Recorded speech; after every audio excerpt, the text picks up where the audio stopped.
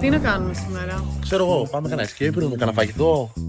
Πάλι, βαριέμαι. Κάτι άλλο. Ω, το Amazing είναι αυτό. Αυτό που είχαμε δει στο Άμστερνταμ και θέλαμε να πάμε και δεν προλαβαίναμε. Πάμε τώρα.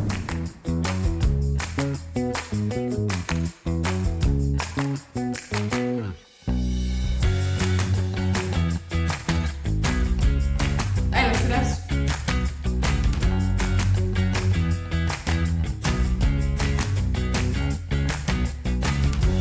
Πολύ ωραία.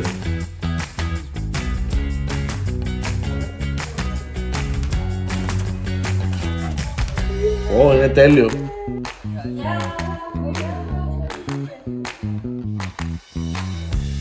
Σου είπα ότι θα είναι τέλειο. Είναι όντως amazing.